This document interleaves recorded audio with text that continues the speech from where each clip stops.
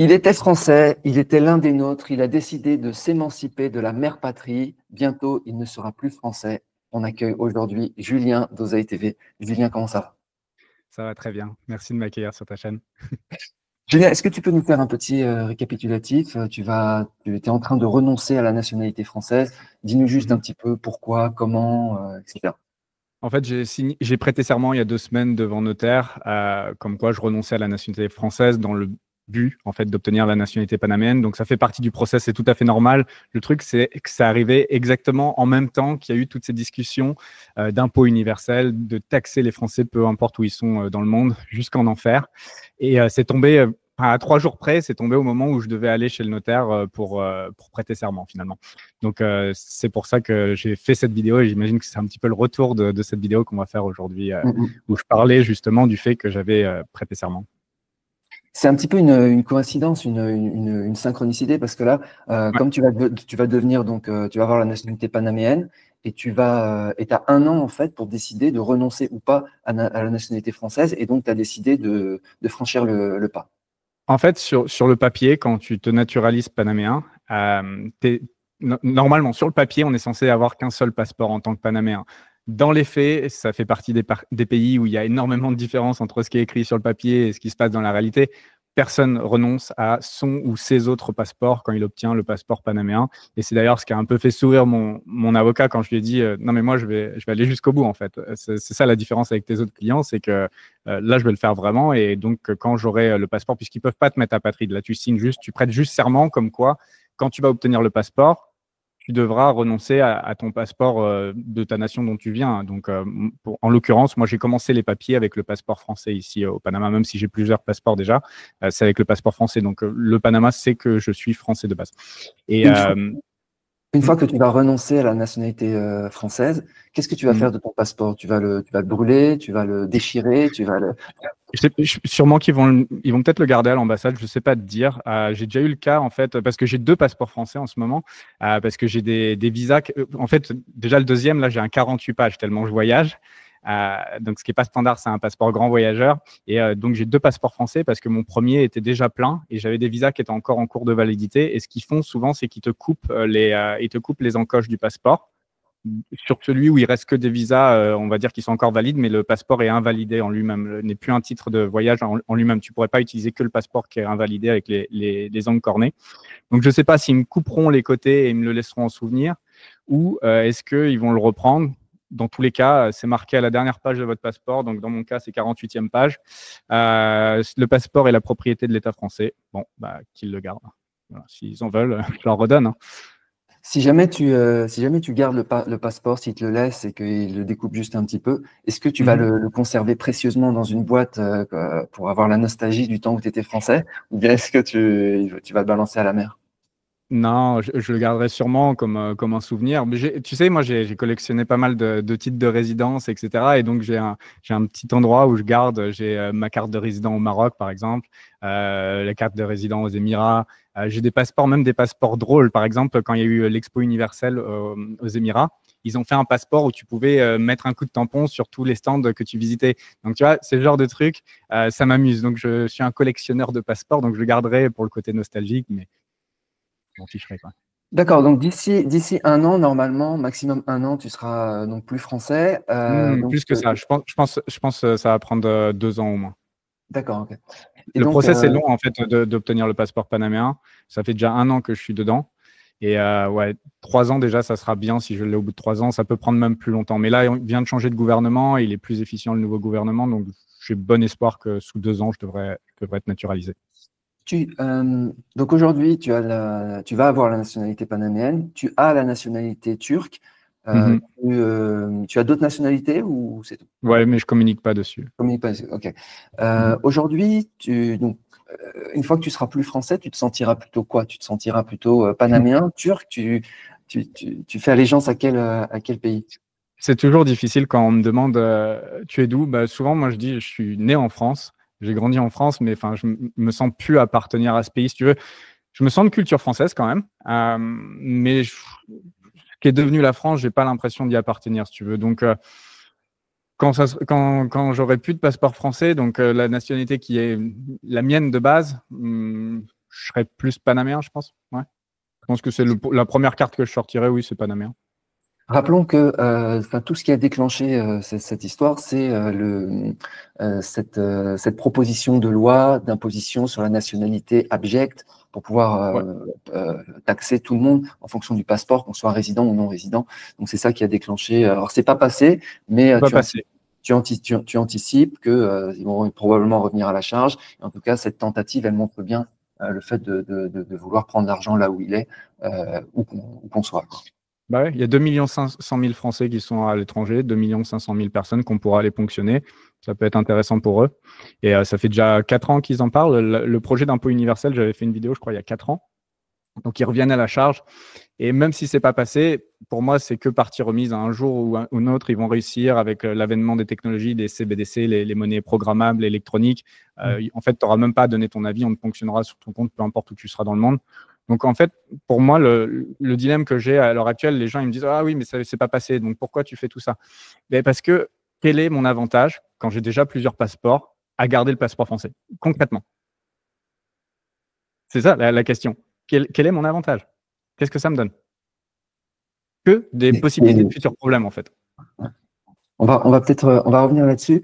Qu'est-ce qui, je réponds aussi aux questions qui me demandent, j'ai reçu, mais Marc, si tu as les mêmes problèmes, pourquoi toi tu renonces pas à la nationalité française? Parce que moi, j'ai qu'une seule nationalité, malheureusement.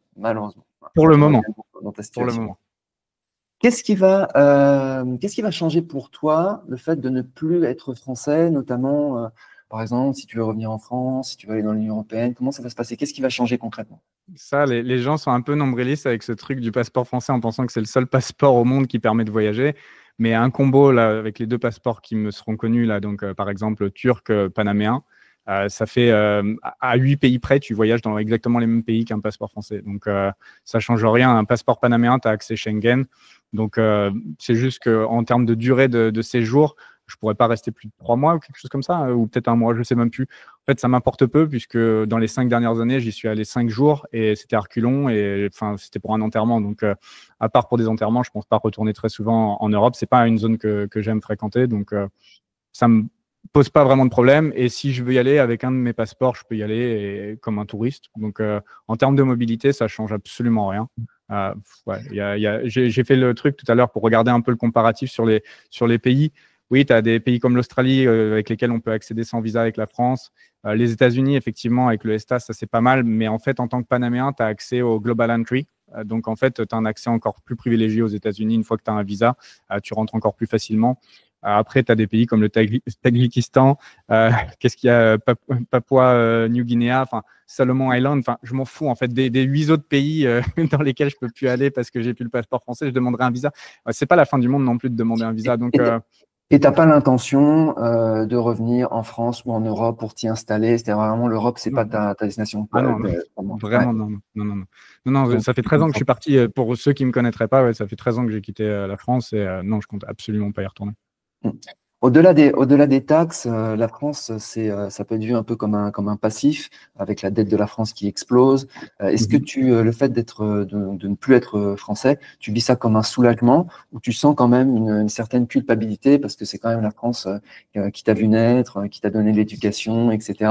Je me fais donner l'éducation gratuite. Ouais, l'éducation gratuite, je sais, j'ai eu ça dans les commentaires parce que pour mettre un peu de contexte, j'ai fait une vidéo qui a fait 100 000 vues en moins de 6 jours sur le fait je renonce à ma nationalité française. Et j'ai eu le droit à vas-tu rembourser tes frais de scolarité gratuites. Alors déjà, l'école n'est pas gratuite, la santé n'est pas gratuite en France. Vous payez la moitié ou plus de ce que vous gagnez en impôts quand vous générez de la valeur pour avoir ça gratuitement, on va dire. Mes parents ont payé largement, enfin pour la scolarité.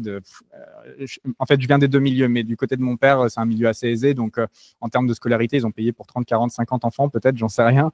Donc, il n'y a pas de souci de ce côté-là. Je ne pense pas avoir de dette. Et en plus de ça, j'ai été en école privée à partir du CE1.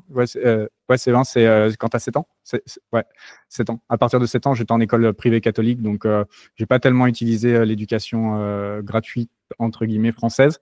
Effectivement, ça m'enlève une épée de Damoclès un petit peu de me retirer de cette nationalité parce que tu as, comme tu as dit, la taxation, mais tu as toutes les mesures folles qu'ils prennent, tout cet endettement qu'ils peuvent prendre pour financer des guerres, des choses. Et c'est des dettes qu'ils prennent à votre nom, en fait, quand vous êtes français. Et un jour, il faudra payer parce que toute dette se paye. d'une façon ou d'une autre.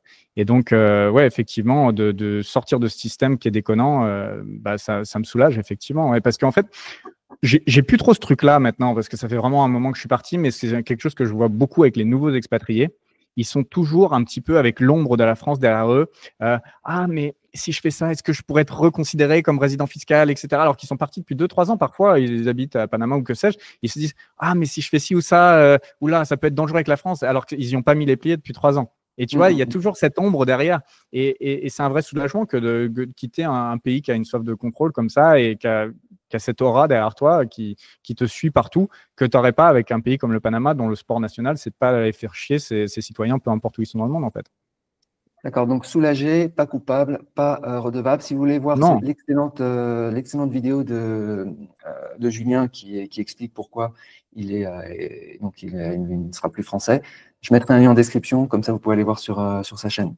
D'ailleurs, s'il y a je crois aussi que tu proposes des services si jamais on veut changer de nationalité, etc., etc. Vous irez voir, je mettrai des liens.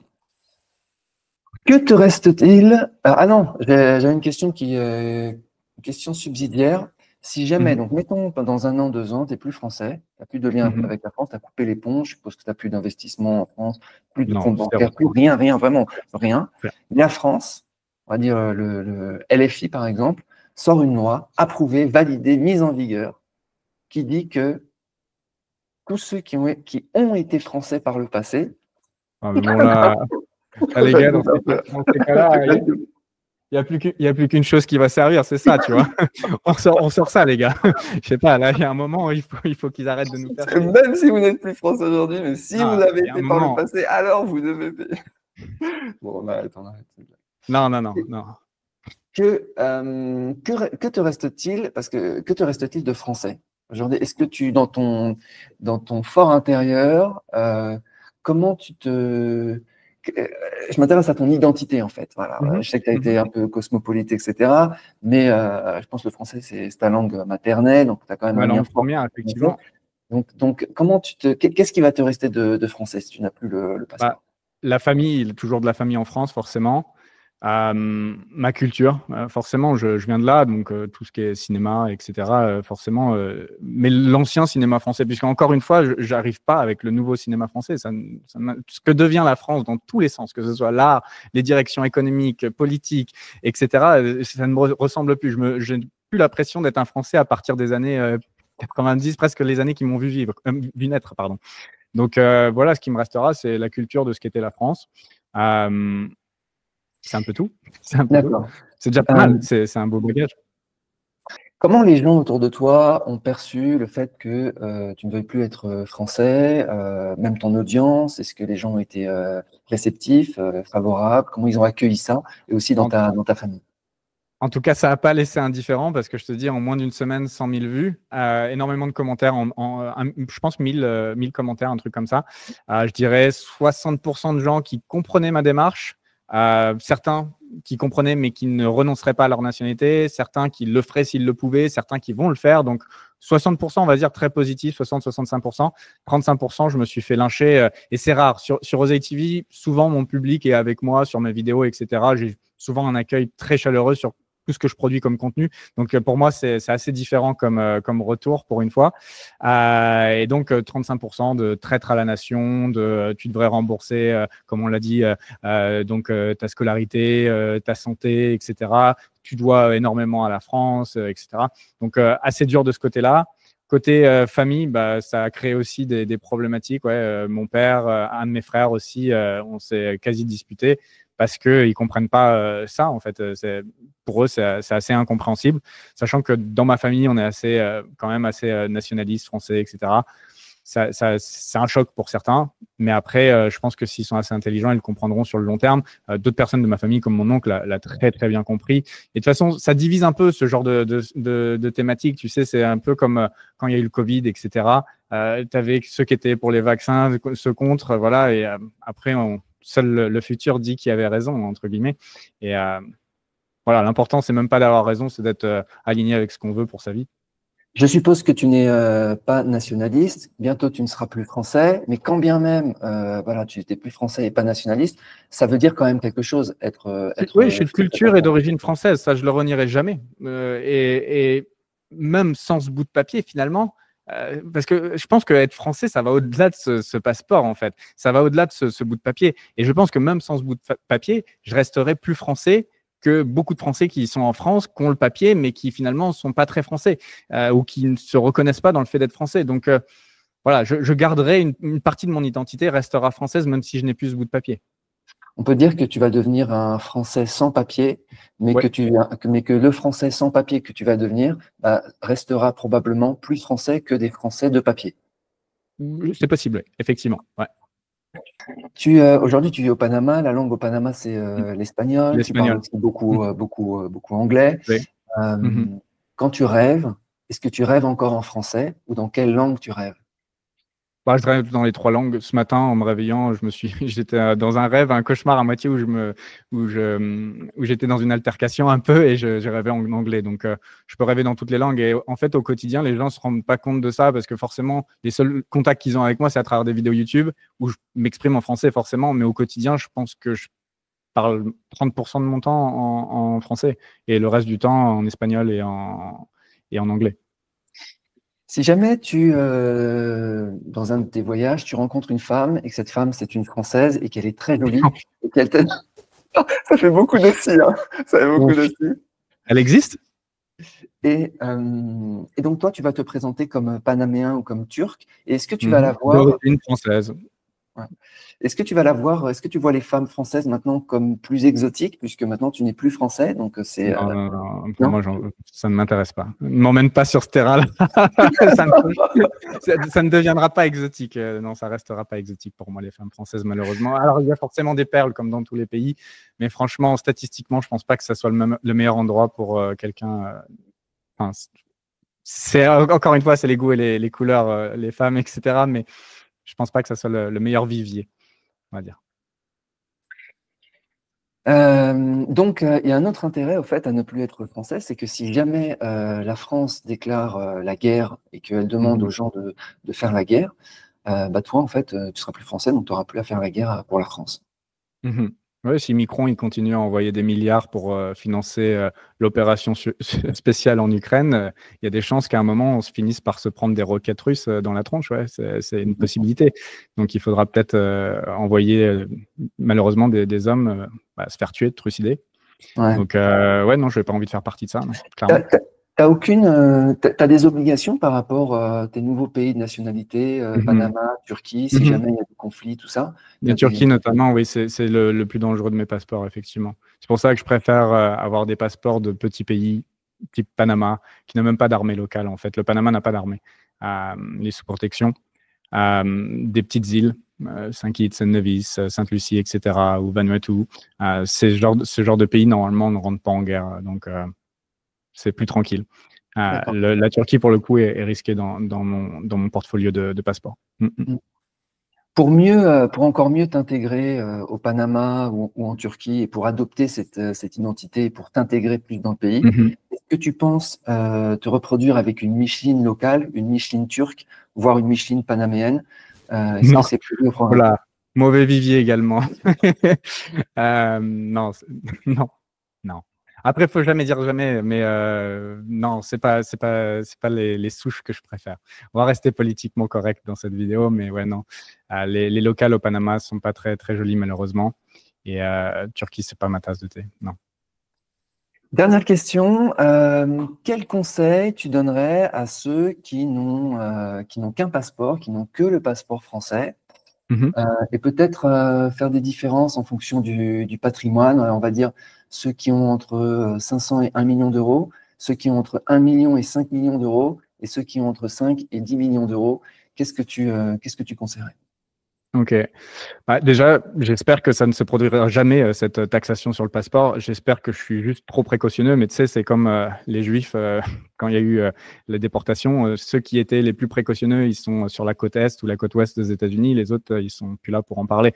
Donc, peut-être que je suis trop précautionneux, j'en sais rien. J'espère encore une fois que ça ne se produira pas et que ça rentrera même pas dans vos problématiques si vous avez qu'un seul passeport. malheureusement, si ça doit se produire, il faut commencer à prendre des mesures. Ceux qui ont une fortune qui est plus modeste ou en dessous d'1 million de dollars, tout simplement par la résidence, essayer d'obtenir un passeport supplémentaire par la voie de la résidence, c'est la voie la moins coûteuse, ou alors de regarder vos parents, grands-parents, etc.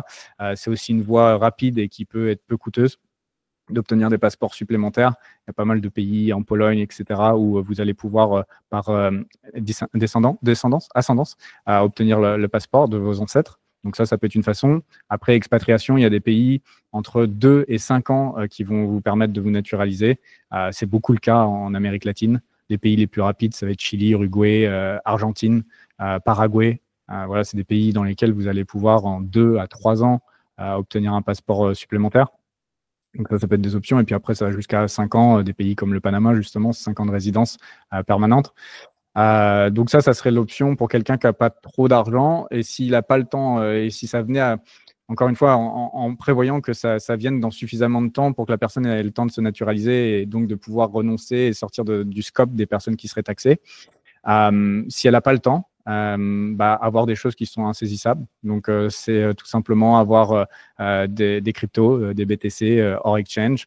C'est avoir de l'or. Voilà, c'est avoir des choses qui ont de la valeur, des montres, pierres précieuses. Ça peut être plein de formes de détenir de la valeur qui soient hors circuit, en fait. Donc ça peut être la façon. On rentre un peu dans les trucs survivalistes, etc. Mais après, on sait pas comment on sera demain. Donc, si c'est la seule façon pour sortir du système, ça sera peut-être votre option. Est-ce que tu vois un risque aussi au niveau européen? Parce que c'est vrai que là, on a cette loi au niveau français, mais on n'a pas, à ma connaissance, il n'y a pas d'autres pays européens qui ont tenté ou qui font ce genre d'impôt sur la nationalité? Il y a certains pays qui font des impôts étendus, limités, dans le même genre, c'est-à-dire que quand tu t'en vas pendant encore quelques années, tu continues à payer des impôts, etc. Donc ça existe déjà. Et tu as raison de souligner ça. Le vrai danger, c'est si, en fait, au-delà de la France, d'autres pays venaient en Europe à avoir exactement la même idée et ils faisaient une alliance. Et là, ça serait le bloc européen. Et là, ça aurait beaucoup plus de poids dans la balance pour pouvoir justement avoir les informations de tout le monde aux 4 coins de la planète et pouvoir enforce, on dit en anglais, donc appliquer une telle loi. Parce que là, pour l'instant, demain, ils passent cette loi et ils disent, voilà, on va vraiment taxer les Français à l'étranger. Bon, ils n'ont même pas le moyen de le faire concrètement. Et là, pour l'instant, ils n'ont pas de système d'échange d'informations automatisé qui permettrait de le faire. Ils n'ont pas de quoi traiter l'information et ils n'ont pas de quoi enforce, donc appliquer la chose, donc saisir les avoirs aux 4 coins de la planète. Donc c'est ce qui pourrait être dangereux, c'est si c'était un bloc l'Europe, là, ça commencerait à faire beaucoup de poids et ça pourrait devenir beaucoup plus faisable, en fait. Donc, je ne sais plus s'il y avait une autre question ou tu veux que je passe sur le niveau de richesse suivant, ceux qui ont plus d'1 million. Ouais, niveau de richesse suivant, donc 1 à 5 millions et ensuite 5 à 10. Ou au-delà de 5. Ouais. Je pense qu'on peut tout mettre ensemble, en fait. Ceux qui ont, on va mettre ceux qui ont plus de 2-3 millions. On peut acheter des passeports tout simplement, ça s'achète. C'est ce qu'on appelle les Citizenship by Investment. CBI, c'est des programmes dans lesquels, contre un investissement, tu obtiens un passeport. Donc, parfois, ça va être un investissement où tu vas récupérer toute ou partie de ton investissement, ou alors parfois, ça va être une donation pure et dure, comme c'est le cas dans les îles des Caraïbes ou dans le Pacifique avec le Vanuatu, où là, tu vas au Vanuatu, actuellement, c'est $100 000. Dans les îles des Caraïbes, Saint Kitts and Nevis, Grenada, Antigua et Barbuda, Sainte-Lucie, Dominica, c'est les 5 programmes qui existent. Là, ça va être des donations qui viennent d'augmenter à $200 000. Et le temps de processing a augmenté également. Il faut compter entre 6 mois et 1 an pour obtenir le passeport. Vanuatu, c'est moins de 3 mois, donc c'est plus rapide. Mais il a une moins bonne mobilité. Il a perdu l'espace Schengen. Donc ça, c'est ce qu'il faut regarder. C'est quand vous allez renoncer à un passeport, est-ce que vous allez conserver une bonne mobilité de voyage quand même? Donc, acheter un passeport, ça peut être une bonne option, ou à travers un investissement, comme je l'ai fait par exemple en Turquie, donc investir dans de l'immobilier et conserver cet immobilier au minimum 3 ans. Et en fait, en quelques mois, tu obtiens le passeport turc. Donc moi, je ne l'ai pas fait par la voie de l'immobilier, je l'ai fait par un investissement donc en cash. C'était $500 000 à l'époque. Et donc, j'ai dû garder $500 000 sur un compte en Turquie pendant 3 ans, avec assez peu d'intérêt. En fait, L'opération m'a pas coûté cher sur le papier. Tu vois, j'ai mis 500 000, j'ai récupéré 500 000 et en frais d'avocat, ça m'a coûté que 5 000. Mais tu as l'opportunity cost du rendement. Alors, au début, quand j'ai investi il y a un peu plus de 3 ans, les taux d'intérêt étaient très bas. Donc, finalement, c'était correct au départ. Et après, les taux d'intérêt ont vraiment augmenté. Il y a eu beaucoup d'inflation. Et là, la Turquie n'a pas matché en USD. Je n'avais pas de rendement. Et donc, l'un dans l'autre, j'ai dû perdre, je sais pas, peut-être 30 000 d'opportunity cost ou 30-40 000, mais je m'en fous, ça vaut 40 000 pour moi un passeport turc, donc c'est pas le problème. Donc voilà, après, il y a plein d'autres programmes. Enfin, quand je dis plein, il y en a allez, 12-13 actifs actuellement, il y en a 2 qui arrivent en 2025 de nouveau. Il y a Malte également qui a un programme comme ça, plus cher, beaucoup plus cher, mais ça permet d'avoir un passeport européen d'une petite île. Peut-être, ça peut être intéressant pour certains. Donc voilà, il y a cette option d'avoir un passeport supplémentaire. Une fois que vous avez ce passeport supplémentaire, vous avez toujours la décision de savoir si vous allez vouloir renoncer ou pas à votre passeport français. Ce que vous pouvez faire déjà pour vous protéger en attendant, c'est déjà tous vos comptes que vous avez à l'international, changer le passeport qui est relié au compte. Déjà, première chose. Alors, le souci, c'est à quel point l'Europe va mettre des pressions sur les banques à l'international pour demander aux banquiers de s'assurer combien de nationalités a la personne qui ouvre le compte et à quel point les banques vont réellement le faire. Tu as des pays, notamment Panama, où quand tu vas ouvrir un compte, voilà, alors je l'ouvre par exemple en tant que Français. Et on va te dire, est-ce que vous avez une de ces nationalités-là? Et en fait, les nationalités qu'il y a, c'est justement les CBI, les pays des Caraïbes où on peut acheter le passeport.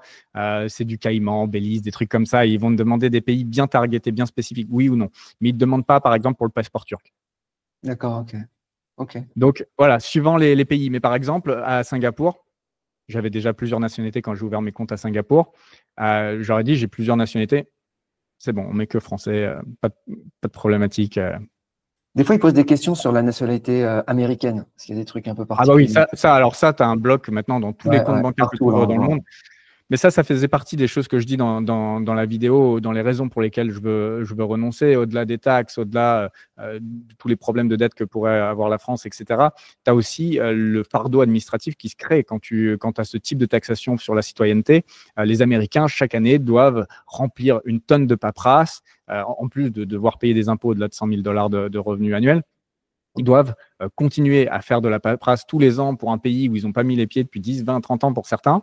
Et en plus de ça, quand ils ouvrent des comptes bancaires dans des banques, bah, la plupart du temps, si ce n'est pas des gros comptes, les banques n'en veulent pas parce que c'est beaucoup plus de compliance avec le FATCA, de reporting d'informations. C'est des clients que les banques ne veulent plus. Alors que pourtant, on se dirait avoir un passeport américain, c'est la classe à Dallas, tu vois. Et en fait, la réalité, c'est que ce n'est pas le meilleur passeport pour faire du business, pour investir, pour ouvrir des comptes bancaires maintenant.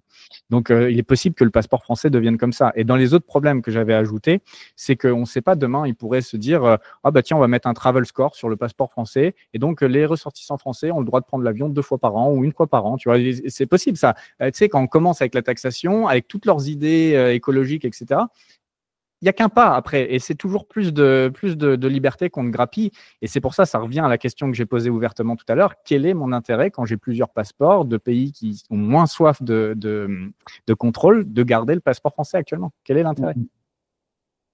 Je ne sais plus si je devais continuer sur quelque chose, sur ceux qui ont plus de 3 à 10 millions de dollars ou plus. Tu as répondu. Ouais, tu as répondu. Ouais. C'était sur les deux. Acheter ou obtenir un passeport. Acheter par investissement, donation, tout ça. Par une voie plus rapide, par une voie plus rapide, parce que forcément, le fait de devenir résident quelque part, etc., ça prend du temps. Il faut il faut rester sur le territoire, etc. Ça peut prendre un peu de temps. Après, par descendance, c'est aussi le plus rapide. Ceux qui ont la chance d'avoir une grand-mère, que sais-je, en Roumanie ou un truc comme ça, regardez vos arbres généalogiques. Peut-être que vous allez pouvoir trouver un passeport que vous allez pouvoir choper et qui peut être intéressant. Moi, j'ai cherché un petit peu dans mes ancêtres. Et apparemment, j'aurais une arrière-grand-mère singapourienne. Voilà. C'est pas vrai. Non, j'y crois pas. Non, c'est pas vrai, c'est pas vrai. Non, c'est pas vrai. Mais non, c'est même pas possible.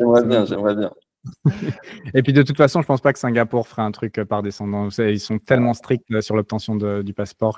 Et on peut avoir qu'une seule nationalité, c'est-à-dire qu'ils te demandent d'abandonner la nationalité. Oui, mais alors ça, c'est comme à Panama. Après, à voir comment ils l'enforcent, comment ils l'appliquent réellement dans les faits, sachant qu'un pays ne peut pas te rendre apatride au moment où il te naturalise. Donc, c'est toujours sur ton bon vouloir après de réellement renoncer ou pas. Tu as des pays qui vont être très durs là-dessus. Tu vois, par exemple, l'Inde ou bien la Chine. Tu as des pays comme le Panama qui s'en foutent. Enfin, des binationaux ici, je connais que ça. Enfin, tous D'accord, mes ok. amis, ouais, non. Ouais.